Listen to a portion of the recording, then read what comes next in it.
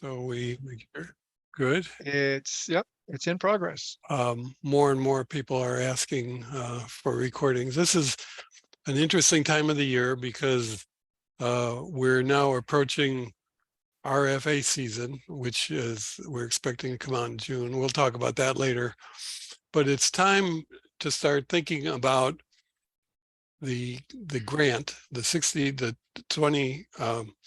24 FY24 grant, but at the same time talk about what we can do in our programs to improve the basic aspects of it. So we're going to talk about two things kind of simultaneously. One is about what you need to do now to start preparing for this grant. But at the same time, we want to talk about these basic components, critical issues, we call them, of developing your program and how you could make it better. So we're going to be doing kind of two things at once, preparing people who may be thinking of a grant this year or next year for a re-up or an additional grant. And then at the same time, talking about the traditional responsibilities of job training programs. So we start these off, of course, with news from Washington, what's new, what's happening, and we're going to introduce ourselves after that. So Steve, do you want to get started? Sure, Mike, I'll be happy to. Good afternoon or good morning, everyone, depending on where you're from. I think most people on here look like it's probably afternoon, but maybe some of you are on the West Coast. Okay, the first thing I wanted to talk about was the 2023 all grantee meeting that's going to be happening in May. And you've probably, if you're on the PLC list, you probably got an email this morning, a reminder to sign up if you haven't. Some of the topics that we're going to be covering include grants management, grantee partnerships, challenges and minefields for grantees. We're going to talk about the EJ tool, ACRES is going to give an update. We're also going to look at rural grantee issues, tips and strategies for recruiting, screening, assessing populations, and working with diverse populations and many other topics. Those are some of the highlights. Reserve your room now. The hotel reservation cutoff for the block of rooms that we have is May 1st. So while that seems like a long way off, it's just about a month out. And unfortunately, we will not be able to cover the cost of lodging outside of that block of rooms. So if you wait and procrastinate till the very end, you may be having to register at the hotel or a different hotel. So I want to encourage you to do that if you haven't already. Basically, again, for the conference, it's a two-step process. You go on our Google Forms link to register, and then we have the phone numbers to the hotel where you can make reservations. So that's coming up, believe it or not, sooner than you think. So with that cutoff in mind, if you haven't registered and reserved a room yet, we would encourage you to do so as soon as possible. Also, Brownfield's 2023, the national conference, is going to be August 8th through 11th in Detroit. We still don't have any information yet as to what the host hotel is going to be, where that's going to be located, and we're about 5 months out. So I think we're going to be getting that information probably soon. The Phoenix Award nominations are still open. It's basically the premier awards program for Brownfield's redevelopment, and gives them a chance to recognize people around the country that make, successful brownfields redevelopment happen. So you can still, send in your nominations, and you can even nominate yourself, actually. And the link will be in the notes. So keep that in mind. And then also at Brownfields 2023, you have an opportunity to either exhibit, get an exhibit booth yourself, or come in with us. We're already gonna have a booth. In fact, we already have it. So if you have materials you'd like to showcase or share, please let us know, or please send them to us ahead of time, and we'll be sure and take them and talk about your program if you can't make it. Also, Region 3 is quarterly, doing some quarterly open discussions on Zoom. They're beginning this week. And I think it's Friday, March 30th at 2:30. We're going to be providing information about this going forward because they're going to make this an ongoing thing where they talk about challenges and provide input on topics that impact, all of the communities within Region 3. So this first session, which is on Friday, we'll begin with an introduction and extension of the 2022 open house. So if you are in Region 3, keep that in mind. There's also a contact person, and I'm going to put that in the chat box when I get done here, so you have that, because again, this is Friday, and if you want some information on it, I'll put that email in the link for you. And lastly, a couple of questions have come in from participants. The first one was, how long will I have to respond to the EPA request for application after it is posted? The response is basically applicants will only have 60 days to write and submit their applications, which obviously is not enough time to properly establish partnerships and get all of the required work done ahead of time. So we strongly suggest that you begin preparation immediately to ensure, give you a higher chance of success instead of trying to pack it all in at the very end. Another question, will the FY24 request for applications be the same as FY23 request for applications? And the response, basically, FY24 request for applications will not be available until posted on grants.gov. Indications are that the FY24 competition will be similar to FY23's. And while we expect minor changes, using the available FY23 guidance materials would be a good strategy in preparing for the grant. And links to those materials will be discussed later in this this session today, and also be included in the notes that are sent out. Last question was, how do I submit a brownfields job training grant application? And basically the response is all EPA grant applications are submitted online. Organizations must register in 2 government systems to apply for EPA grants. The first is called SAM, or the System for Award Management. SAM.gov registers organizations that conduct business with the US government.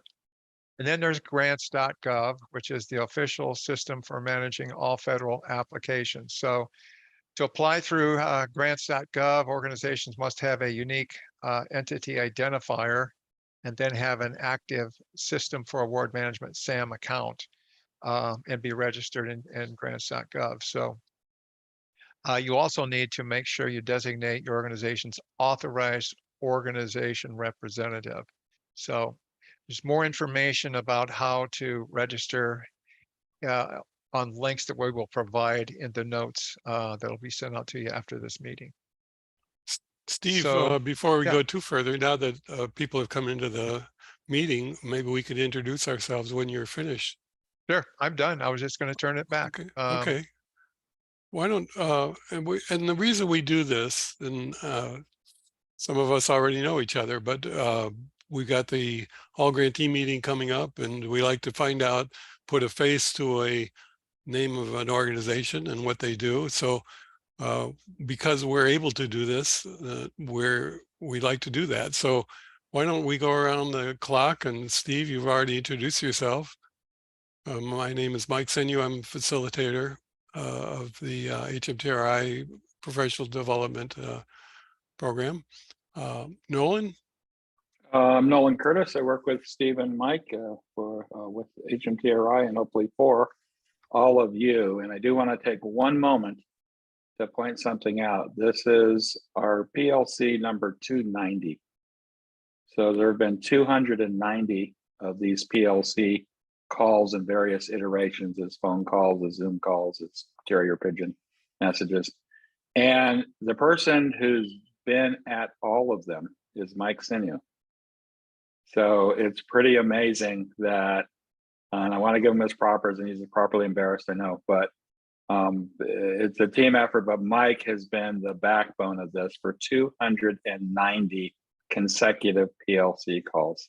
So We know that you are dedicated to your programs and helping people, but I just want to shout out my partner, Mike, as being one of those people who is so dedicated. And so if you give him a golf clap. Anyway, I'm Nolan Curtis and I'm a consultant with HMTRI. Well, thanks for the plug. I got a pen, an official HMTRI pen for that work. I appreciate it. So, David. Yes, good afternoon. My name is David Cantu. I'm with the Citizen of Rosario. I sit on city council, but I also work with the Rio Grande Council of Governments as a regional group to try to get more programs and grants funded through the whole region of West Texas. Great. Hopefully a new applicant. this Yes, year. we were looking at an application for this year, but some changes were made in our partnerships. So we're gonna have to refocus for. Okay. Well, we'll be Okay. talking about that. Yeah. Abby.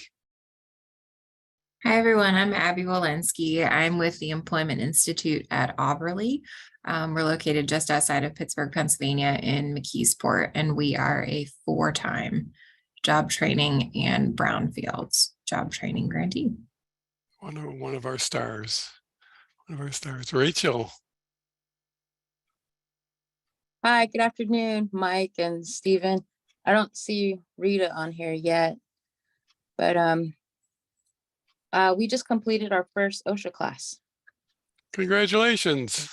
So we're on to our first HAZWOPER on April 6th and then doing OSHA 30 on the week of the 17th. So we're excited to. Well, you know what that means. We're going to have to get you in as a guest speaker so you could tell us all the problems you had. Yeah, that's what I told my partner. I was like, if you want to present, we can now or we can wait. But either way, I think we're ready. I'll tell you, it's been fun watching you develop your program. Congratulations. Thank you. Thank you. Cindy. Hi, I'm Cindy Manning. I'm with Coalfield Development Corporation in Southern West Virginia. And we are a job training grantee at the moment. Congratulations. They're returning grantee. They had several and then they had a respite and then they're back. So Diana. Hello, everyone. I'm Diana Napier with the Workplace in Bridgeport, Connecticut, and we are the Workforce Development Board for the region here, Great. Southwest Connecticut. Okay. Hey, Karen. Hey, good afternoon. My name is Karen Goldman. I'm the Director of Workforce Development here in Southwest Detroit. And so we have a grant here to provide job training. Great. Thank you. Mr. Turgeon. Thank you. Jeff Turgeon. I'm with the Mass Hire Central Region Workforce Board. So we're in New England's second largest city of Worcester. And so we're about 45 minutes west of Boston, right in the heart of the Commonwealth here in Massachusetts. And we have training grant as well. We have our first of 3 cohorts starting next week. We have one cohort going in April, then another in May and another in June, which aligns with employer hiring for the summer and the warmer weather here in New England. And we're excited that our first cohort is full. So knock on wood, they all show up. I'm sure you know how that goes. And then we've been getting a fairly strong response overall for the other 2 cohorts. So we're excited to go as well. Fantastic. Mac, thank you for your presentation last time. Not a problem. My name is Mac Alabed. I am the Senior Manager of Workforce here at Southwest Economic Solutions in Detroit. We are a current grantee. Thanks. Okay. Jonathan. Hi, everybody. Jonathan Phillips, the Executive Director of Groundwork Elizabeth. We've got a green workforce initiative for our youth, and we're looking forward to the opportunities that this grant could present. Great. Kimberly. Hi, I'm Kimberly Kelly. I work with the Sustainable Workplace Alliance. We are a new grantee with you guys, but we've had this grant through the National Institute of Health. So we're familiar with it, but excited to get to work with this one. Great. Amy, all the way from Alaska. Hi, my name is Amy Penny. I am the Deputy Director of the Alaska Forum, and we are a longtime grant holder. And we do a lot of environmental training in rural Alaska and villages and landfill training and brownfields work and whatnot. So Great. Thank you. Employment Skills Center.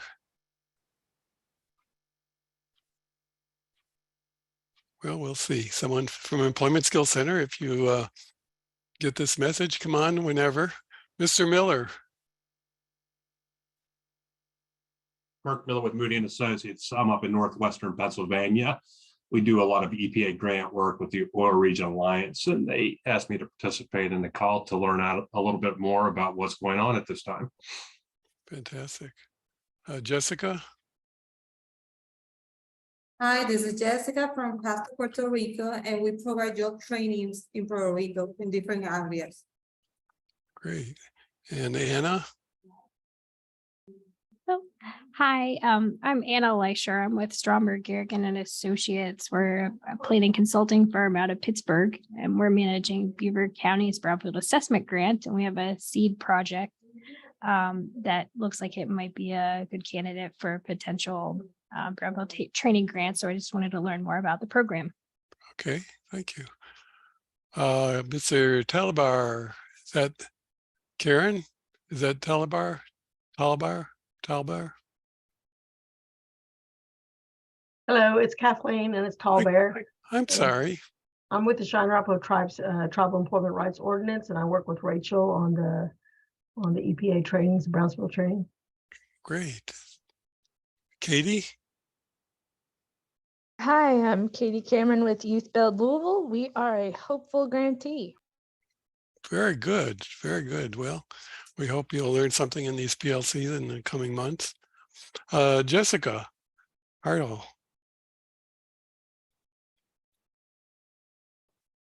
Okay, Jessica. Yes. Jessica, we got Jessica Guzman. This is Jessica Hartle. Hi, sorry, it took me a minute to unmute. It's okay.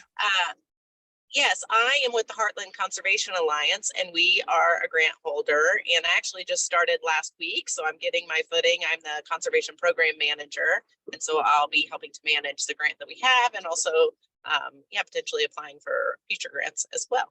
Great, great. And someone that got called in. There was a phone call, 717-243-6040. If you could hear this or have audio, please speak up. And the Employment Skills Center said the same thing. They had audio issues. So, but that's okay. What we will try to do is introduce ourselves to see who's who. And we have some new callers that have never been on a call before, I'll put my email in the chat. If you want to receive post-session notes, which will come out Monday or Tuesday of next week, just put your, just send me your contact information. It's msenu@gmail.com, msenu@gmail.com. And that's for anything you want to do. If you have some suggestions, ideas, or ask a question, just send that in. Okay, somehow not really thought someone is on from Employment Skills. Anyone? Okay. Did I miss Mike, anyone? Yes. Mike, before you continue, Jeff had a question. I see it in the chat box. Hi, Jeff. Like the expected grant release date.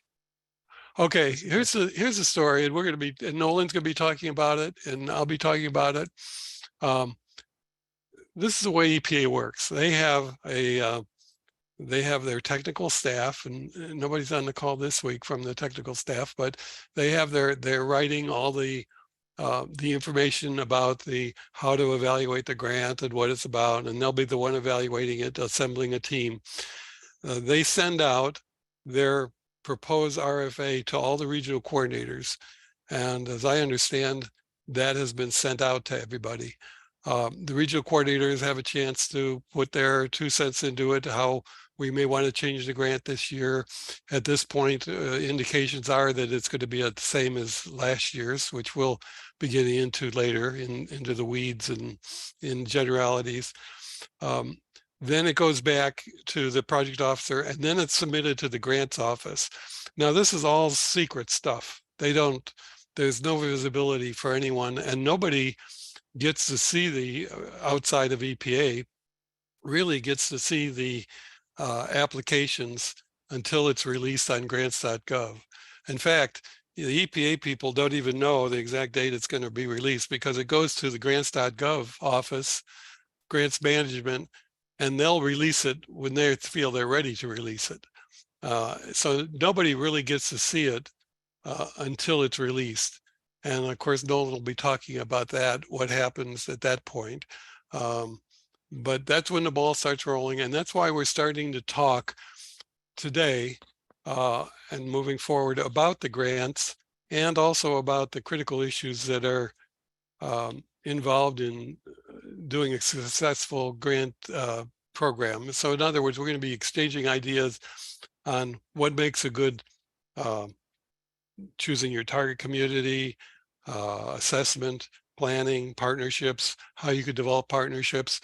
And we're going to be doing the overall general things so that when that grant comes out, which nobody knows what it's going to exactly look like, you'll be able to write the grant in the time allotted.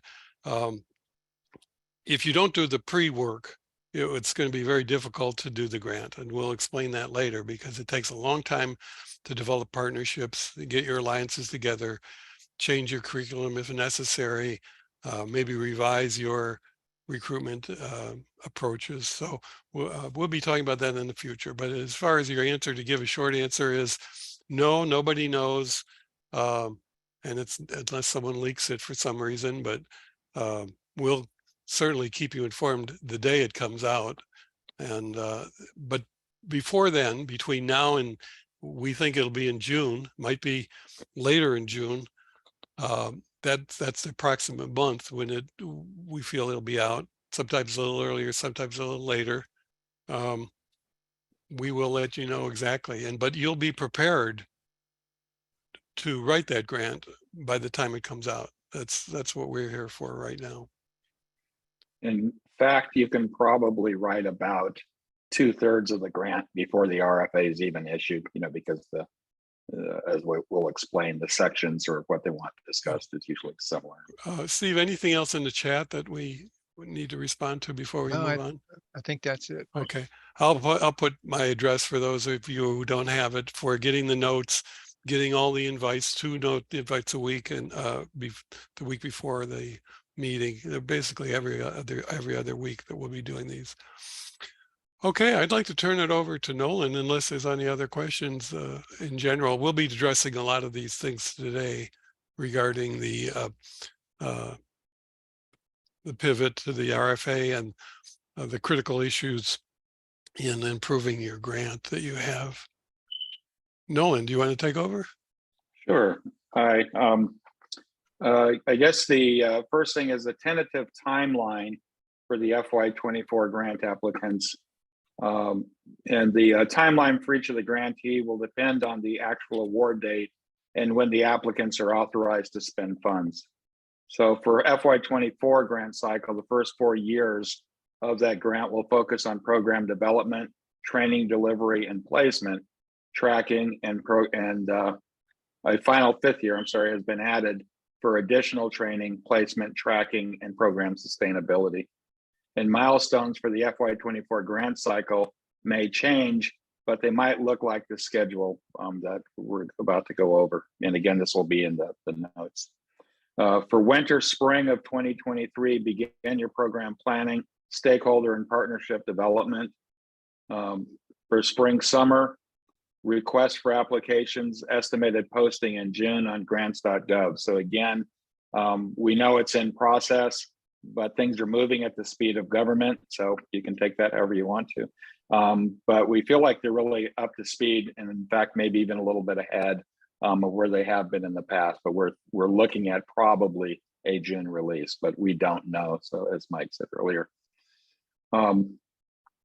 applicants have 60 days to write and submit applications. New grantees should begin developing their proposals several months in advance. And so again, there's a few items that we'll identify that are what we call long poles in the tent that you'll need more than 60 days to establish if you haven't already done that.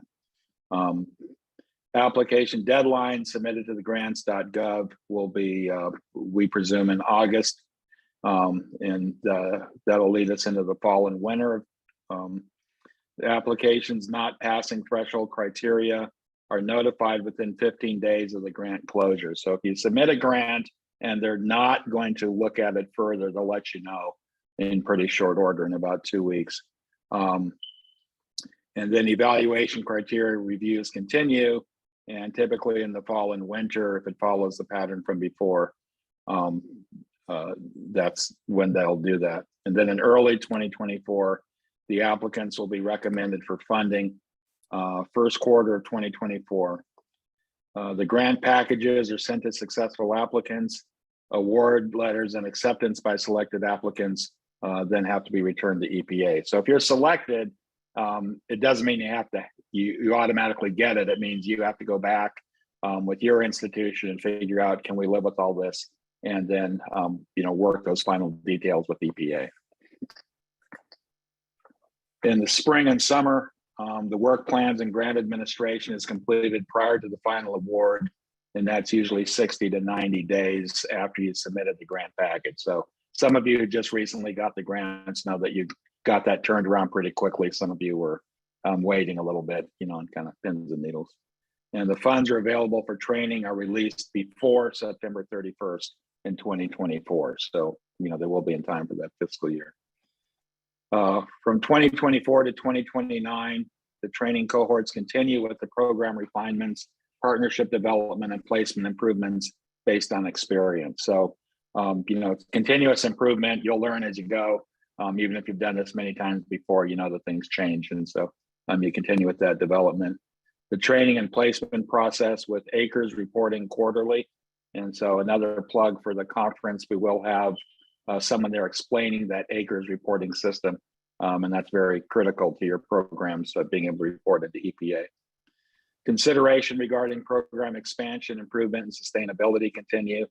Placement, funding development, and program continuation is considered as the completion date of the grant approaches. And then the final placement, tracking program continuation plans and grant wrap-ups through 2029. So again, we're anticipating a 5-year grant cycle, which is the same as what they just put out this past year.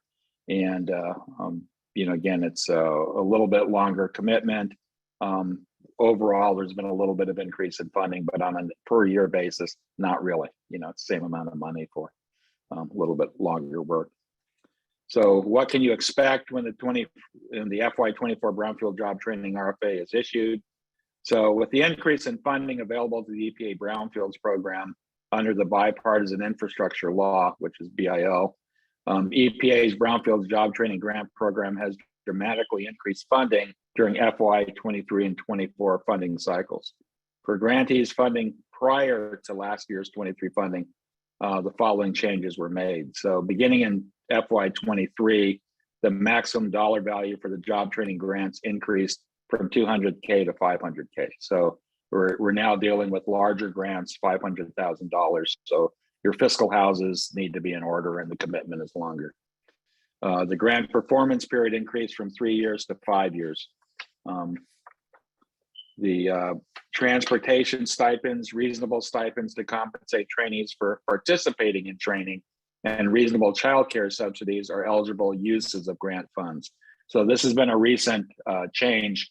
And so again, as you look at your program, some of those challenges that you've had in these areas can now be helped through the grant with direct funding from the grant for those areas. Applicants that were selected to previous competitions are eligible to apply for additional funding by applying for a new grant. So again, if you have a current grant, it doesn't mean you have to wait it out. You can apply for a new grant and use that to add on to the program you have. But in some cases, existing or actually, in some cases, existing grantees may be maintaining 2 grants concurrently. So, again, they're written as separate grants, they're issued as separate grants, but you're eligible to continue applying for grants even if you're currently running a grant. Due to funding restrictions associated with CERCLA and BIL, the following services must continue to be supported with leverage partnerships. So funding for life skills training, again, you have to leverage that. You can't fund it directly out of the grant. Funding for wraparound and support services, and there's restrictions on the type of environmental related training supported. So the agency does have stovepipes. So again, this is brownfield training, and they're very specific on what training they want to do, but some of the areas like wastewater and air tend to fall under different programs. So again, as you're designing your program and looking at your funding support, you have to make sure that you're within the guidelines of the specific grant. So there's links to the FY23 guidance material. Again, the best look at the future is to kind of look at the past. And I'll ask Steve if he could copy that whole section, links to FY23 guidance material, and put it in the chat, and it will be in the notes.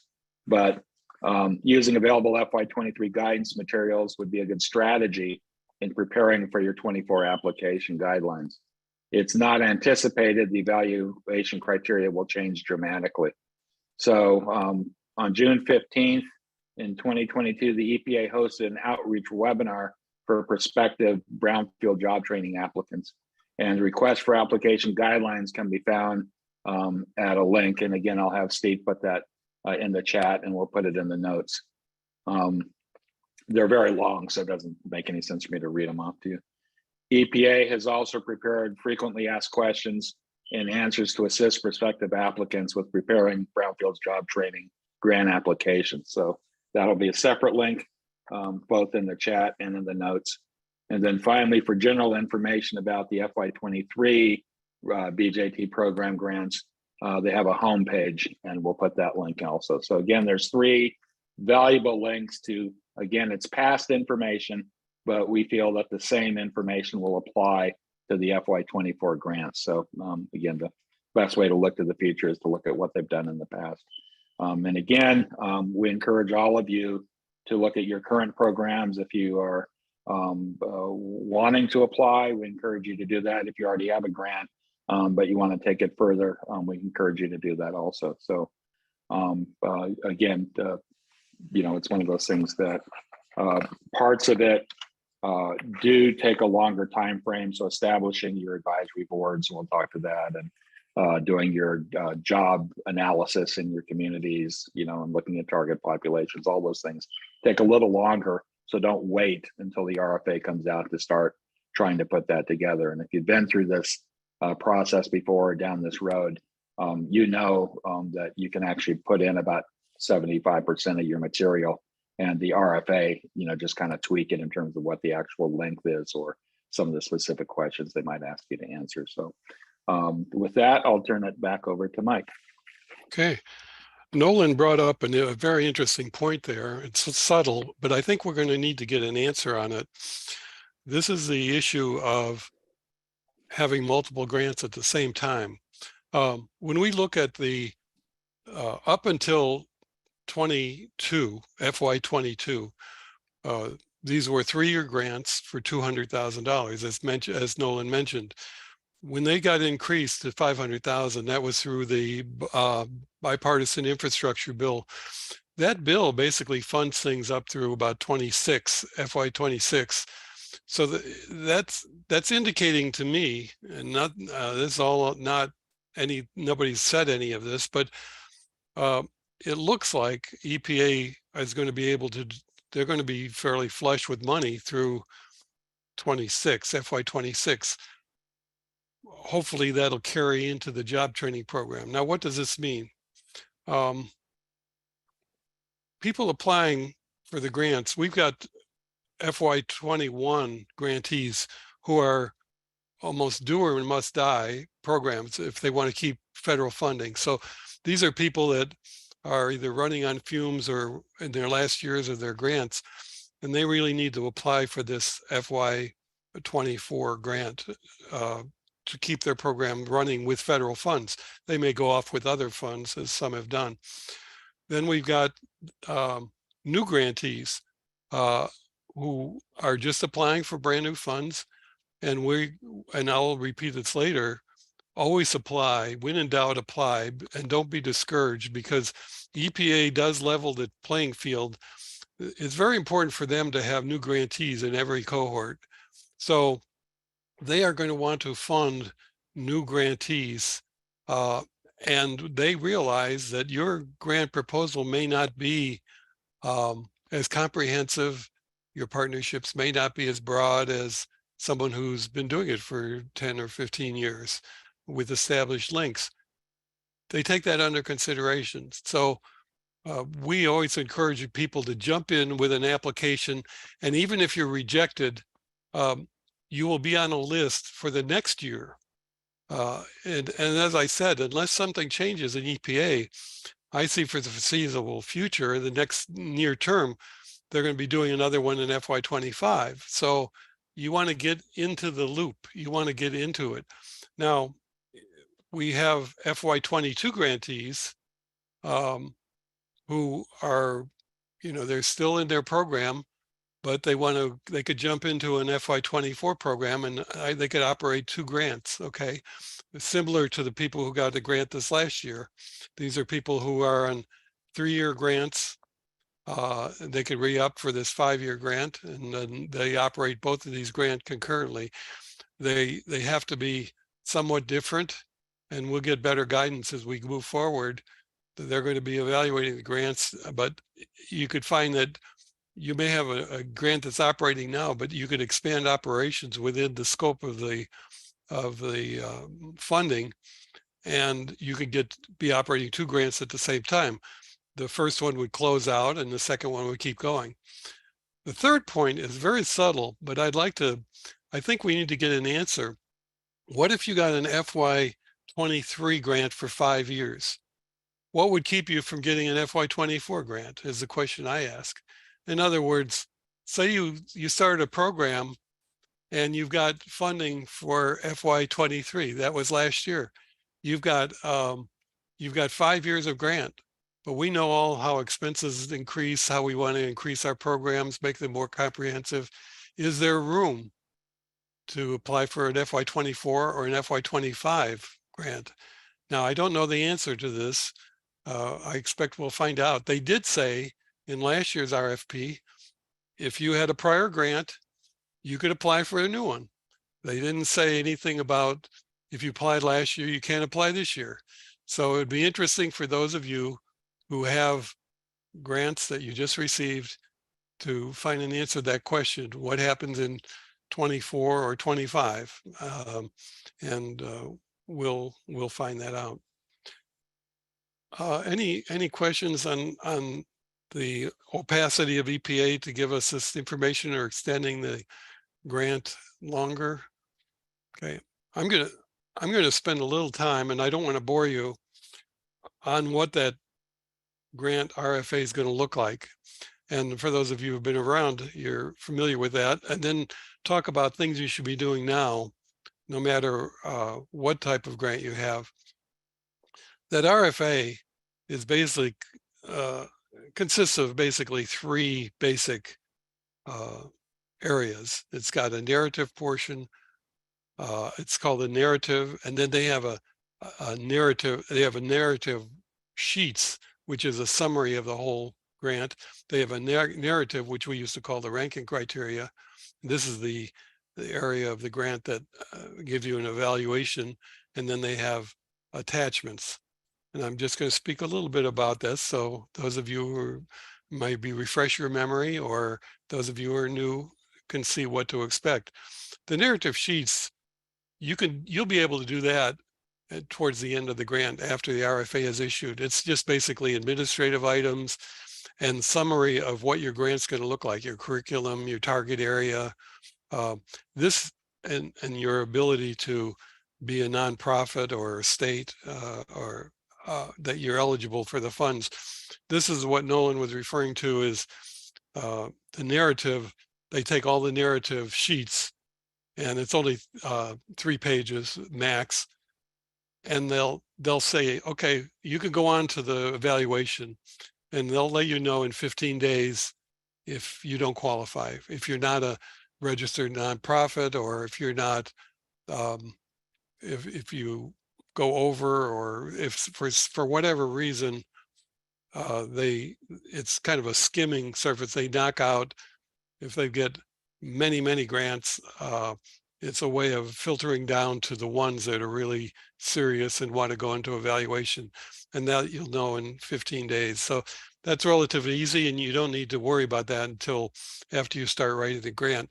I don't want to talk too much about the grantsmanship, because EPA is going to be doing a lot. Right after they make this announcement in June, they're going to schedule a Zoom call, be a an hour and a half, and they're going to go over in detail what I'm going to talk about in 5 minutes or 10 minutes. They'll go into all the ranking criteria, and they'll also issue question and answer, and they'll be very similar to what you'll see in the notes from last year. So you could probably go through that and get a good feel for what they're going to be asking for. So that covers the narrative sheets, only 3 pages. Then you have the narrative. Now this is the big deal here. This is where they rank your proposal. They're graded on a curve. They're going to assign points to these major topics we're going to talk about, and they're going to be as subjective as they can, as objective as they can, I'm sorry, to rank these, who has the highest points in each of these sections. They'll add them all up, and they'll give you a point total, 94, 93, or 120. It depends on how many points they add. Recently, they've been adding more points to this. This is where there may be some changes in the proposal and how much weight to give to everything. And that narrative will be what we're going to be talking about in future BLCs in a way. The first thing is community need. And this is, of course, the biggie, your labor market assessment and your community assessment. And that community need demonstrates, is there a need for your program? Do you really need it? And we're going to, in future PLCs, we're going to be, how do you do a needs assessment? How do you do a community assessment to make sure that you're training in the right community? And if you've already got a program, the question is, are you continue to training in the right community, or do you maybe need to make a shift in your target communities? The other thing they're going to have on the evaluation criteria is training program description. This is your curriculum. We would think normally that this is an EPA job training program. This would be a big deal. It isn't as big as we would think. Of all the prep time it takes to run one of these programs, the curriculum is one of the not quite as important as some of the other ones. This is lining up your curriculum. And if you do your homework in your other areas, this will kind of fall into place. The third thing they're going to evaluate is on your budget to make sure all your costs are there. And in each of these sections, there are 7 sections in your evaluation. They're going to assign, as I said, point totals. Many of them will include charts. If you look at last year's RFA, they will give you a chart that you have to fill in and put the numbers in, and it'll give you a good idea of the type of data you have to collect. The fourth thing they're going to evaluate on is program structure. That's kind of not a real good name for that, but it's fairly important, and we're going to talk about it in the PLCs in the future. This is about your recruitment plan, your retention plan, your graduation dates, what you're going to do with your graduation, your recruitment and screening, your placement and tracking strategies, how you're going to sustain the program if federal funding ends.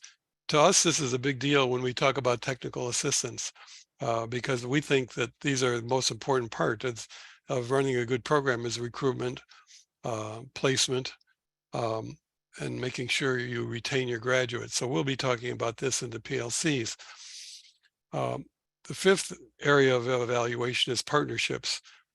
This is a big deal for EPA.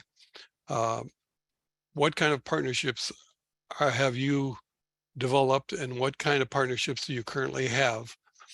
And they're going to be looking at a whole lot of how comprehensive is your program. Now, we all realize that they only have a limited amount of funding, and those are only for putting on EPA courses. So that means you have to have a lot of partners for wraparound services, other partnerships that you may need in placement, recruitment, retention. So that's going to be an important part of writing this grant. And again, I keep repeating myself, if you do the homework that we're going to be talking about, you'll have done the background work for all of these so that when the RFP comes out, you'll be able to write this proposal fairly easy. The sixth area is leveraging. How are you going to leverage funds?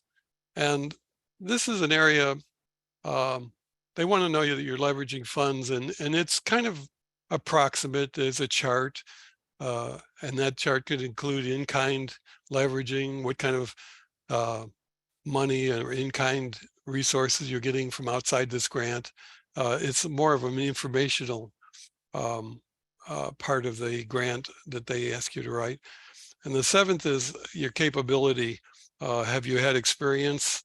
If you have no experience and you're just starting out, how are you partnering with people who will have experience? Are you going to contract?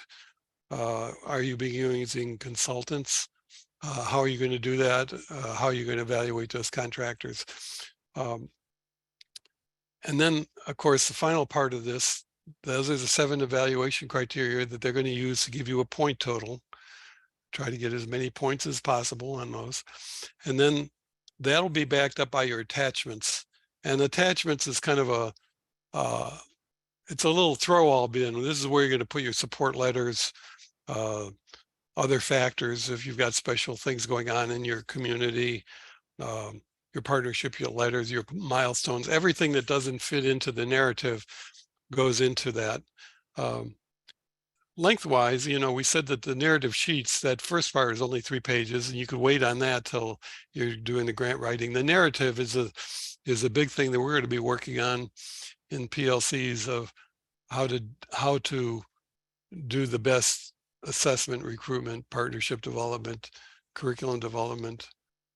That's going to be 12 pages.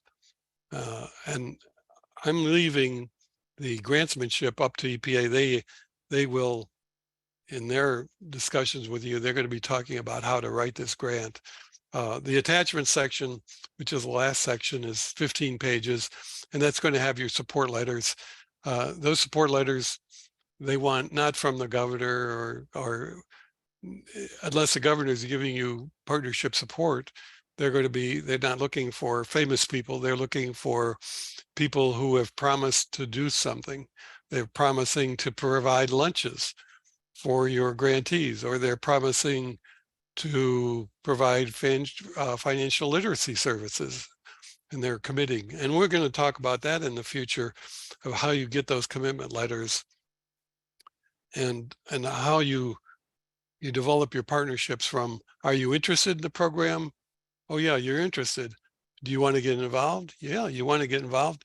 Would you be willing to provide a letter of support for our grant? And we're going to, later on, we'll be talking about how to evolve, how to get into that, so that when the grant is written, you're going to have all the information you need. And I think this is kind of what I'm trying to get at with the PLC.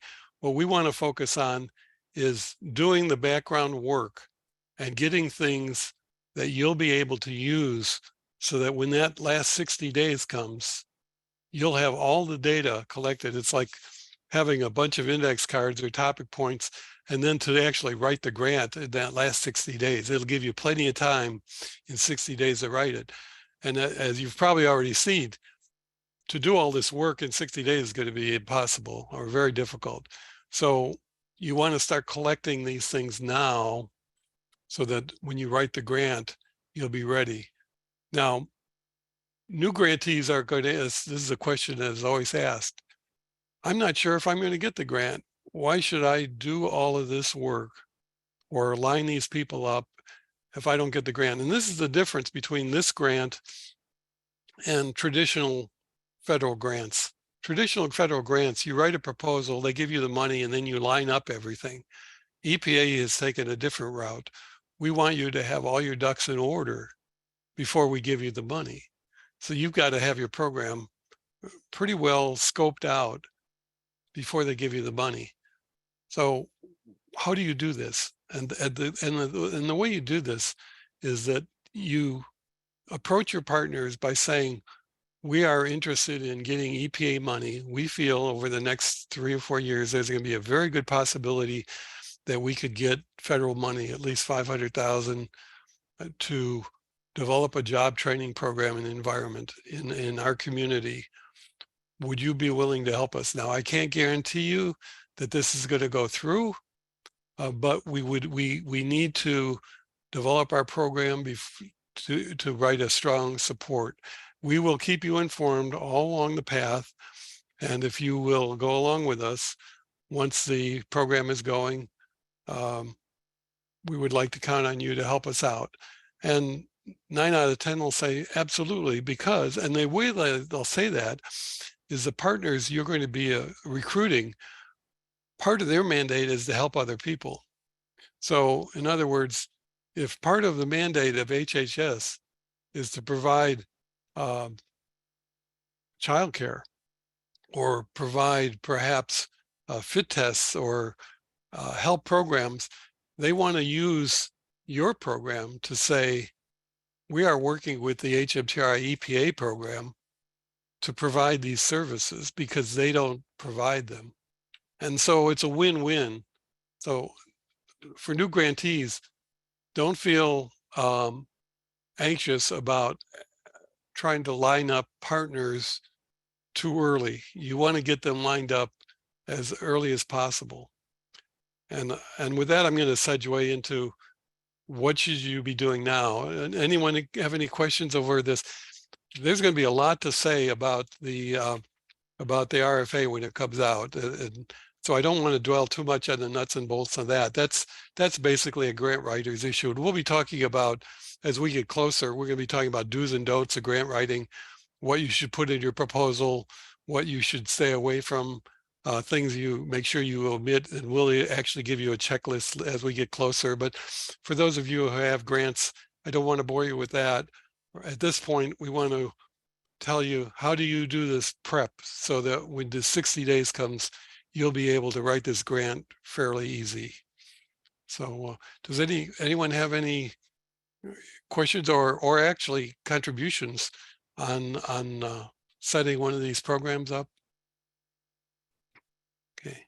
Some of you have done this for a long time, and people like Abby they're pros at this. They've got their ducks lined up and they've got their partnerships, but it doesn't mean that they're not always looking for new partners. And and their old partners may fall out.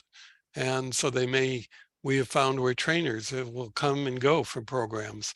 And so you constantly have to be on the lookout for new partners and new relationships. The same with retention, new ways of retaining your students or new ways of placing your students.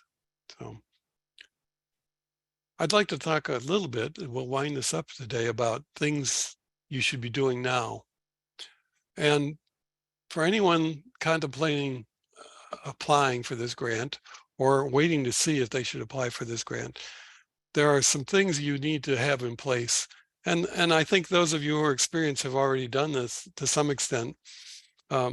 You're really at the point now where you're doing research and feasibility. Do we want to move forward? You've got to assemble your team. And some of you may be the one that will be the team. Some of you may just have an idea, we want to bring this to our community, but I don't know where we're going with this. So what you've got to do is start getting the feel for your community and see who may be interested in doing something like this. This might surprise you. Some of you who may have grantees, you may have grants, but you may go out to feel that you're missing some partners who would really like to get into this, and you just pass them over the first time around because you were fairly well focused in getting this grant. There may be people out there that may be as good or even a better fit for what you're doing. But you've got to get the lay of the land. For example, we were talking to Colorado not long ago on a call, and they were saying, well, it looks like we may get this other grant. And that grant is a job training grant, nothing to do with environmental, but it's a Department of Labor grant. And we could leverage that grant, and we could attach onto it an environmental grant. Or there may be some other grant that's in your, it might be a HUD grant with asbestos removal, or a HUD grant working on housing. And you might say, well, there may be a fit for us, and let's start researching out if there is interest. And if there is, okay, we go to the next step. And that next step is we have to start saying, okay, if we're going to apply for this grant, what are we going to need? Well, obviously we're going to need the project officer, or you, or someone who is going to be the coordinator of this whole thing. But there are going to be some technical people we're going to need. We're going to need someone to write the grant, for grant writer. We're going to need someone familiar with accounting to work with our budgets. We're going to need someone who has worked with grants.gov. Now, these are important issues. Grants.gov, as Nolan and Steve has alluded to, this can only be submitted, this is submitted through grants.gov. And as we said earlier, and we'll be saying in the future, you have to be registered with grants.gov.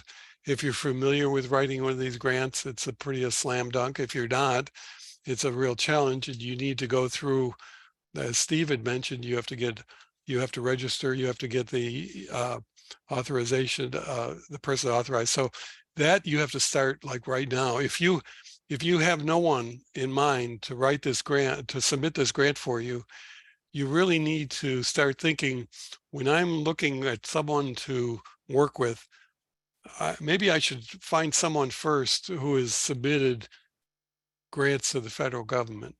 And that may be through grants.gov. Now, very often it might be the county, the city, or even the state. So we have many, or it may be a WIB.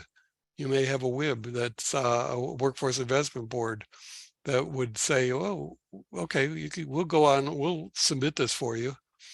You get the project going and keep us informed, let us know how this is going to work out. And so they'll be a key partner. And it could be that they'll be the fiscal agent and you'll be doing all the work.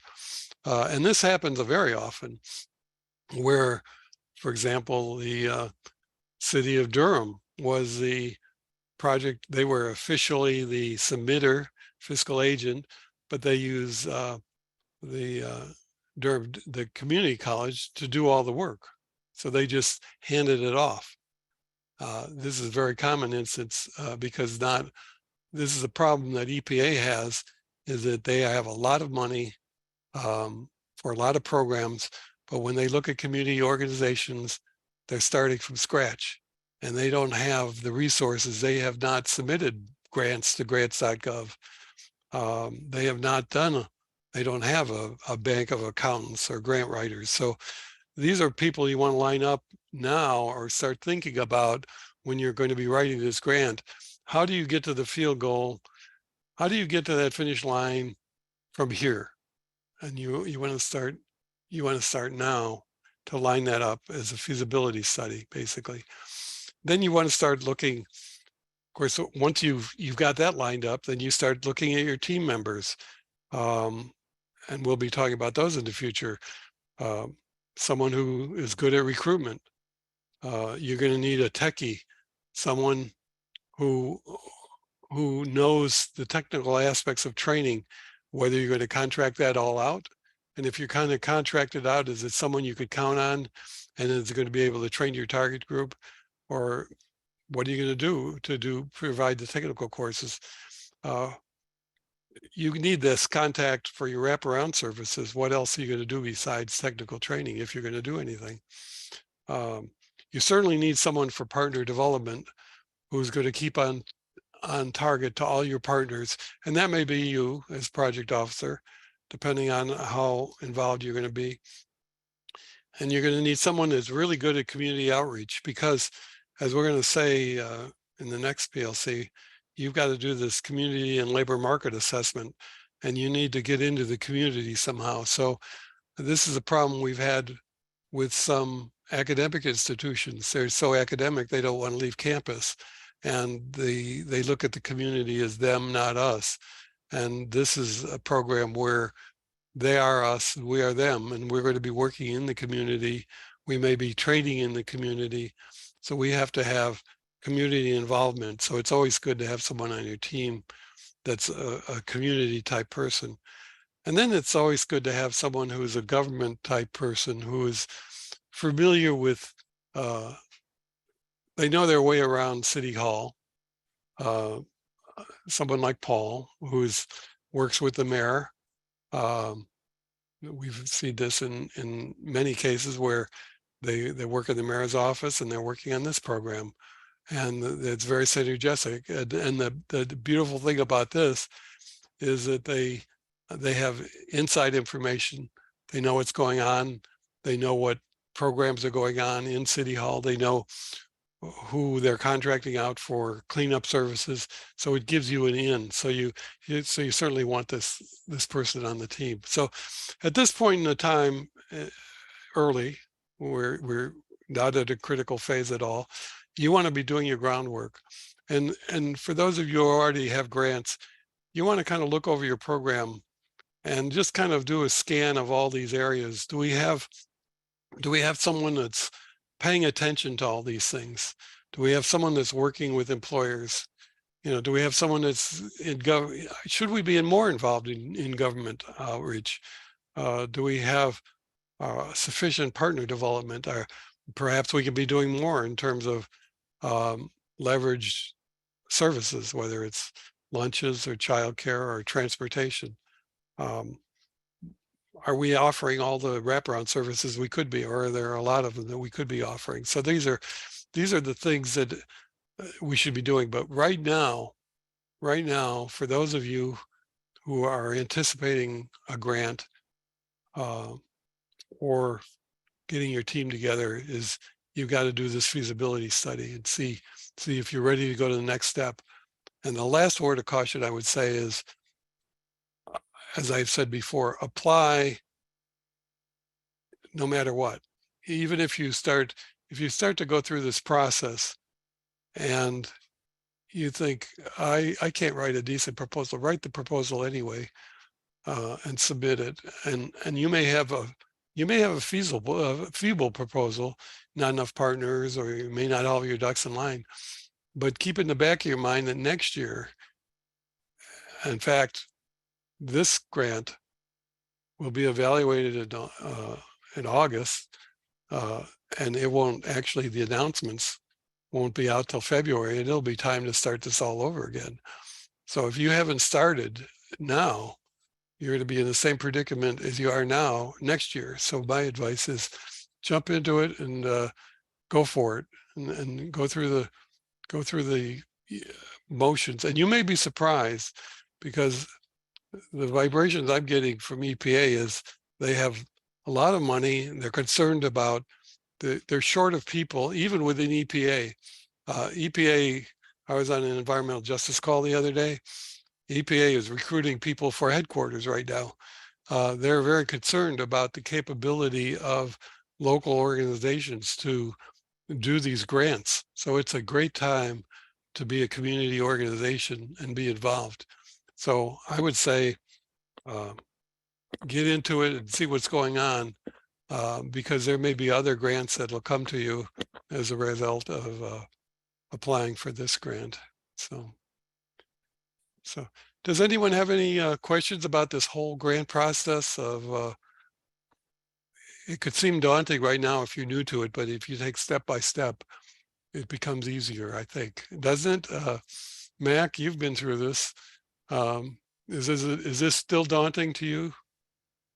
Oh yeah, for sure. Because we applied the last round and we didn't get it, but our grant officer was really, really great on best practices and areas of their concern when we applied. So we went through the whole grant, and she was really wonderful. The areas where we scored low and where we scored high. So one of the things that we did was we have partners that actually do our trainings. So so the letters of support from the employers actually have to come to us, not our employer. So we had to rearrange, talk to the employers, inform them of what we're doing, because we provide many of the services, not just we just don't do the occupational type of work. So we contract that out. So we had to revise, those letters, have them sign it. So we're ready for the next round. So that's what we've been doing. So again, Great. Could I ask you, Yeah, how did you do that letters of support? Did you write a letter and then have them Yeah. sign it, or did We you have wrote- them originate it? we wrote a letter of support of what areas that we'll be doing and what areas of the employer. So basically, they cannot promise you they're going to hire, but we had, and in the letter of support, they basically said that we're going to give you some areas where we want our employee to have, what type of training, what type of credential, and we will promise that we would actually interview but not hire. So that was one of the areas that we did. So we gave them a template. Again, they took it, they reworded it however they wanted, and then they submitted it back with their signature. The best training on this really comes after, as Max said, we've had many grantees who have bombed out on the first one. Yep. But this is an annual competition. So before you know it, it's time for the second one. And the technical assistance he got from EPA. Now, once the RFA comes out, the EPA can't talk to you anymore. But after you've been rejected, they could now help you and guide you along and actually give you contacts, which is fantastic. You're in a great region, and Linda is super on that, and they'll help you to no end, because regional coordinators take pride in having grantees in their region. So it's not us against them. They really want to help you. So, great. Any other questions? Nolan, did you want to suggest something that? I was just gonna, you reinforced the point, but I wanted to reinforce what Mac had said, that the review process, when you're rejected, they do a kind of a SWOT analysis, and so they can really give you valuable insight and information as to where your proposal might have fallen short or may have been a little bit weak, or very weak. But the point is that it helps you to understand why you not only didn't get accepted that round, but also what you need to do in order to make your proposal much more competitive. And so we found that's really important feedback. So to go back to what you said earlier, even if you don't think you have all your ducks in a row and you don't think you're writing the world's best proposal, go ahead and write it and submit it anyway, because at least you'll get that analysis if it's not accepted, and then that'll just help you develop it for the next time. Well, we have to keep in mind too, this is graded on the curve. So there are two things that happen when government puts out a grant. One is they want more people to apply, and they don't get enough people to apply, and they're grading on a curve. Or if the grant's too large, they get tons of grants applications and people just hunting for money, and they have to figure out how to filter them out. This program seems to be somewhere in between. They do get nefarious applications, but they screen them out fairly early. And I think they could tell which are the serious ones. And then now they have a pool of, well, this is our pool of real contenders. And the fact that we're going 5-year, $500,000 grants, in my mind, it might be more of a challenge for them to find local organizations who want to apply for this money, because this is a difficult grant to write. So I think this is a great time to apply, because, as I said, they're flush with money, and they're going to be grading on the curve. So I think those things are all working in your favor.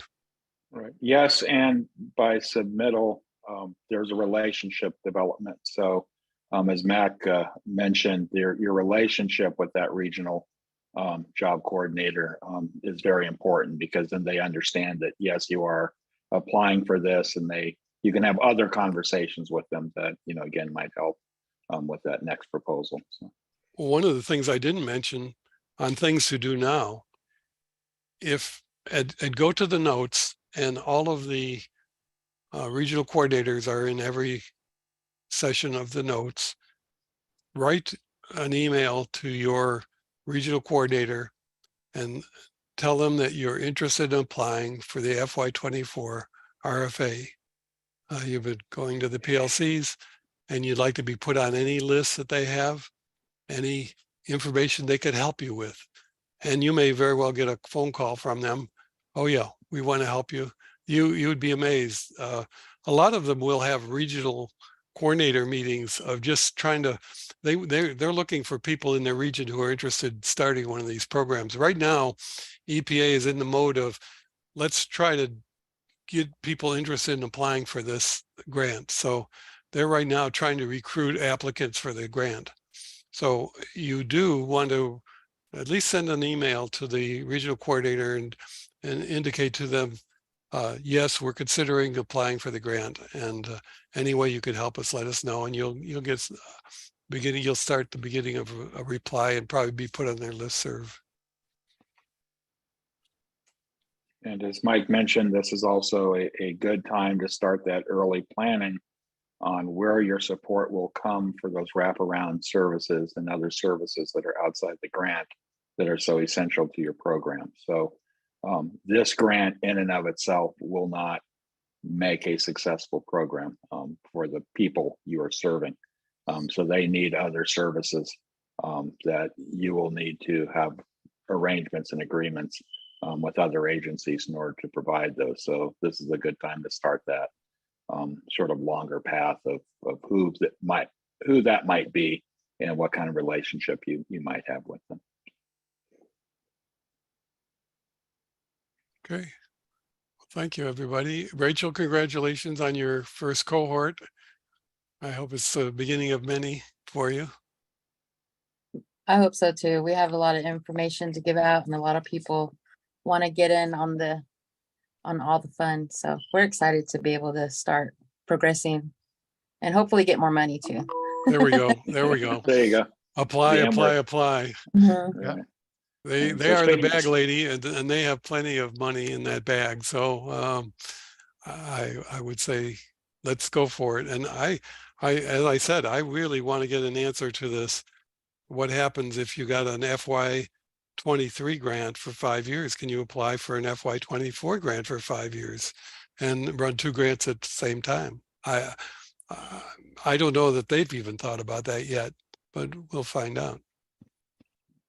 And again, reemphasize what Steve said, make those hotel reservations early and often, because again, we can only support people who are staying in that room block, and that will fill up and that will close out before you know it. So again, we hope to see you. We will see you at the all grantee meeting, but again, make those hotel reservations and get your friends and family to register and come to the event. So. Thanks all for attending, and we'll see you next time. Thanks, everyone. Steve, you could Thank stop you. recording now. Okay, let's see.